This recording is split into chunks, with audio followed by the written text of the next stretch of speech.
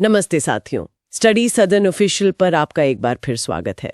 आज हम 3 फरवरी 2026 की कुछ बहुत ही दिलचस्प घोषणाओं की गहराई में उतरने वाले हैं। हमारे पास बजट के आंकड़े हैं, इसरो के बड़े बड़े प्लान्स हैं और रक्षा क्षेत्र में भी काफ़ी कुछ हो रहा है। तो आज का हमारा मिशन है इन सभी अलग अलग हिस्सों को जोड़कर एक बड़ी तस्वीर देखना और ये समझना कि 2026 में भारत के लिए कहानी क्या बन रही है। बिल्कुल। तो चलिए आज का ये विश्लेषण शुरू करते हैं उस दस्तावेज से जो देश की आर्थिक दिशा तय करता है, केंद्रीय बजट 2026-27। तो सबसे पहले बड़े आंकड़ों पर नजर डालते हैं। बजट का कुल आकार है लगभग 53.5 लाख करोड़ रुपए। जी। ये पिछले साल से 7.7% ज्यादा है। लेकिन सिर्फ इस बड़े नंबर से पूरी कहानी समझ नहीं आती। मुझे जो बात सबसे दिलचस्प लगी वो है पूंजीगत व्यय, जिसे हम कैपेक्स कहते हैं। उस पर 12.2 लाख करोड़ खर्च होंगे। ये एक बहुत बहुत बड़ा अमाउंट है।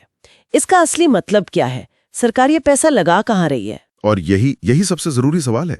कैपेक्स का सीधा मतलब है कि ये पैसा सैलरी या सब्सिडी पर नहीं जा रहा। अच्छा। ये पैसा जा रहा है भविष्य बनाने में, जैसे नई सड़कें, नए पोर्ट्स, रेलवे लाइनें। ये वो निवेश है जो आज होता है ताकि कल अर्थव्यवस्था की गाड़ी तेजी से दौड़ सके।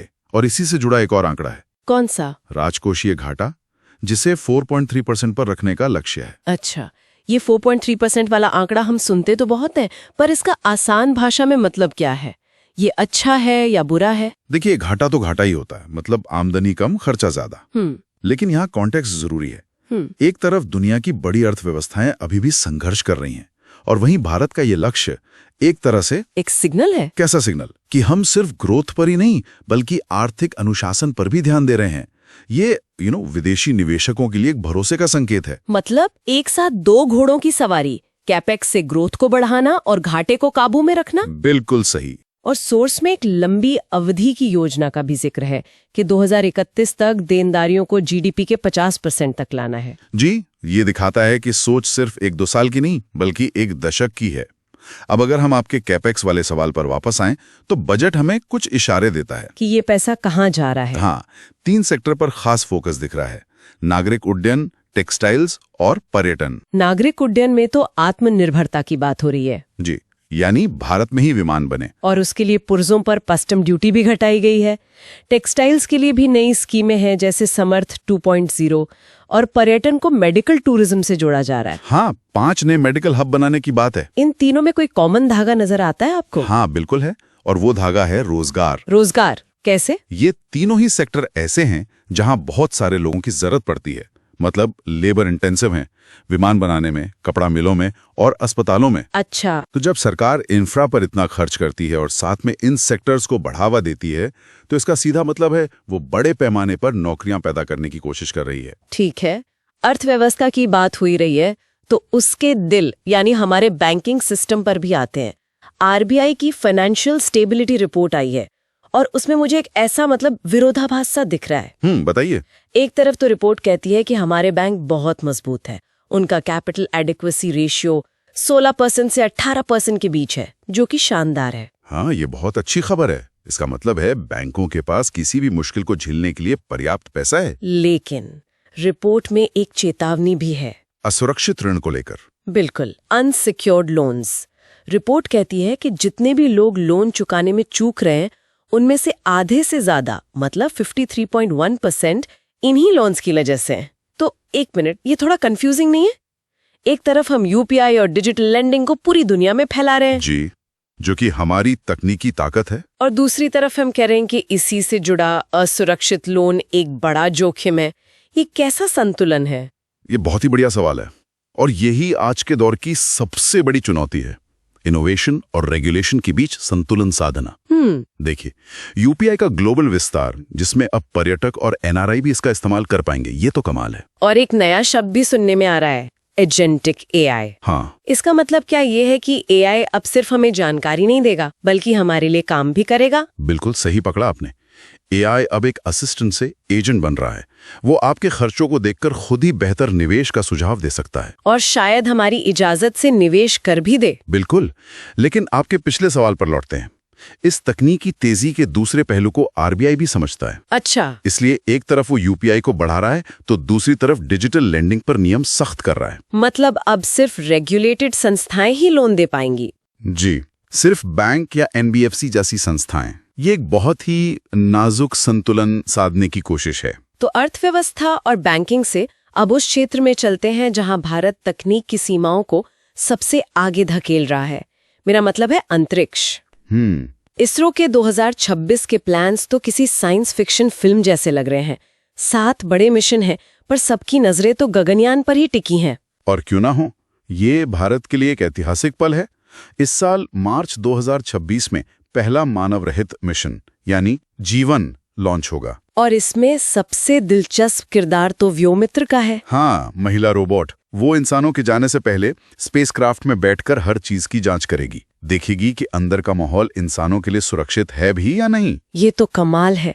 और इस कहानी के असली हीरो हैं ग्रुप कैप्टन शुभांशु शुक्ला, जो आईएसएस जाएंगे एक्सियम 4 मिशन के तहत। पर ये तो सिर्फ इस साल की बात है। इसरो का विजन तो 2035 तक का है। भारत का अपना अंतरिक्ष स्टेशन BAS।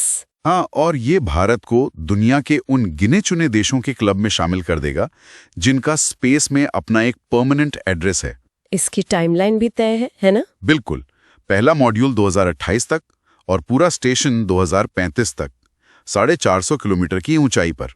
और इसमें रूस का सहयोग भी शामिल है, जो इसे एक जियोपॉलिटिकल स्टेटमेंट भी बनाता है। और अंतरिक्ष की ऊंचाइयों से जरा जमीन पर आते हैं। लद्दाख में भी कुछ खगोलीय हो रहा है। हाँ, 2 राष्ट्रीय स्तर की दूरबीनें। लेकिन लद्दाख ही क्यों? उसकी एक खास वजह है लद्दाख का अंधेरा, जिसे हम डार्क स्काई क्षमता कहते हैं। Dark sky? जी, मतलब वहां प्रदूषण नहीं है, शहरों की रोशनी नहीं है, तो रात में आसमान इतना साफ होता है कि आप आकाशगंगाओं को बहुत स्पष्ट देख सकते हैं। खगोल विज्ञान के लिए वो जगह किसी जन्नत से कम नहीं है। अंतरिक्ष में हमारी ये बढ़ती ताकत, इसका एक बहुत बड़ा स्ट्रेटेजिक एंगल भी तो है, जो हमें सीधे देश की सुरक्षा के मुद्दे पर ले आता है। बिल्कुल। भविष्य के युद्ध जमीन पर नहीं बल्कि अंतरिक्ष और साइबर स्पेस में लड़े जाएंगे, और भारत इसकी तैयारी अभी से कर रहा है। इसी तैयारी का एक छोटा सा पर बहुत शानदार उदाहरण पुणे की एक फर्म सागर डिफेंस ने दिया है। हाँ, भारत का पहला अनमैन्ड इंटरसेप्टर क्राफ्ट। एक ऐसी नाव जिसमें कोई इंसान नहीं होगा और वो घुसपैठियों को समंदर में ही रोक देगी। ये तो आत्मनिर्भर भारत का पोस्टर बॉय है। और यही सोच रक्षा बजट के विशाल आंकड़े में भी दिखती है, 7.84 लाख करोड़। अब जोर सिर्फ खरीदने पर नहीं, बनाने पर है। हम दुनिया के सबसे बड़े हथियार आयातक की छवि से निकलकर एक निर्माता बनना चाहते हैं। और भविष्य की तैयारी तो इससे भी एक कदम आगे की है। सोर्स बताते हैं कि 2029 तक 52 एडवांस्ड मिलिट्री सैटेलाइट्स का एक नेटवर्क बनाने की योजना है। जी, 26,000 करोड़ की लागत से। ये नेटवर्क करेगा क्या? ये हमारी आंखें और कान अंतरिक्ष में स्थापित करने जैसा है। ये हमारी हजारों किलोमीटर लंबी तटीय सीमा पर रियल टाइम में नजर रखेगा, दुश्मन की हर हरकत को ट्रैक करेगा। मतलब ये एक साइलेंट गेम चेंजर साबित होगा। बिल्कुल। तो हमने अर्थव्यवस्था, बैंकिंग, अंतरिक्ष और रक्षा, इन सब में एक मजबूत कड़ी देखी है आत्मनिर्भरता और तकनीक की। जी। अब सवाल ये है कि ये सारी तरक्की जो देश के अंदर हो रही है, दुनिया के मंच पर इसका क्या असर दिख रहा है? इसका असर भारत की विदेश नीति में साफ दिख रहा है। वो अब पहले से कहीं ज्यादा आत्मविश्वास से भरी हुई है। जैसे? एक तरफ यूएई भारत की ब्रिक्स अध्यक्षता का समर्थन कर रहा है, तो दूसरी तरफ हम फ्रांस के साथ नेशनल म्यूजियम प्रोजेक्ट पर और अमेरिका के साथ क्रिटिकल टेक्नोलॉजी पर काम कर रहे हैं। मतलब हम बड़ी शक्तियों के साथ बराबरी के पार्टनर बन रहे हैं। जी, लेकिन हर तरफ दोस्ती नहीं है, पड़ोस में चुनौतियां वैसी ही हैं। हाँ, पाकिस्तान ने T20 वर्ल्ड कप में भारत के साथ मैच का बहिष्कार करने का आदेश दिया है। और यही एक परिपक्व विदेश नीति की निशानी है। भारत एक साथ कई मोर्चों पर काम कर रहा है। इसे ही रणनीतिक स्वायत्ता कहते हैं ना, अपने हितों के हिसाब से फैसले लेना। बिल्कुल, किसी एक खेमे में बंद कर नहीं। और कुछ और छोटी मोटी खबरें भी हैं। पश्चिम बंगाल में निपाह वायरस का अलर्ट है।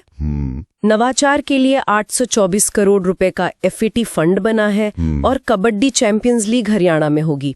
मतलब देश हर स्तर पर आगे बढ़ रहा है। तो इन सब अलग अलग धागों को जोड़ने के बाद 2026 की तस्वीर कैसी दिखती है? अगर हमें इसे कुछ लाइनों में समेटना हो तो क्या कहेंगे? अगर हम पूरी चर्चा का सार निकालें तो मुझे लगता है 3 मुख्य बातें उभर कर आती हैं। बताइए। पहला, आर्थिक संतुलन, मतलब 10% से ज्यादा की विकास दर का लक्ष्य है, लेकिन साथ में 4.3% के राजकोषीय घाटे के साथ अनुशासन भी है। तेज दौड़ के साथ साथ संभल कर चलना। बिल्कुल। दूसरा, तकनीकी नेतृत्व। स्पेस स्टेशन से लेकर एआई तक भारत अब सिर्फ टेक्नोलॉजी का यूजर नहीं बल्कि क्रिएटर बन रहा है। और तीसरा है आत्मनिर्भर सुरक्षा। रक्षा में स्वदेशीकरण और स्पेस आधारित निगरानी।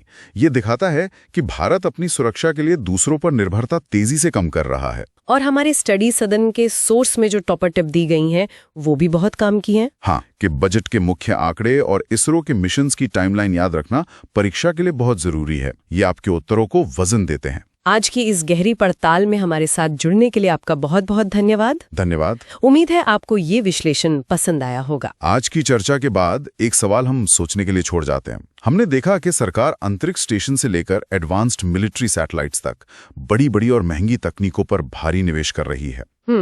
ये प्रोजेक्ट्स देश की शक्ति और प्रतिष्ठा को बेशक बढ़ाते हैं, लेकिन विकार करने वाला प्रश्न ये है कि ये बड़े और महत्वाकांक्षी प्रोजेक्ट्स अंततः एक आम नागरिक के जीवन में ठोस प्रगति और अवसर के रूप में कैसे बदलेंगे? ये बहुत जरूरी सवाल है, इस पे जरूर सोचेगा। और अगर आपको हमारी ये कोशिश पसंद आई तो स्टडी सदन ऑफिशियल चैनल को सब्सक्राइब करना न भूलें और इस वीडियो को अपने दोस्तों के साथ भी शेयर करें ताकि ज्ञान का ये सिलसिला यूं ही चलता रहे। धन्यवाद।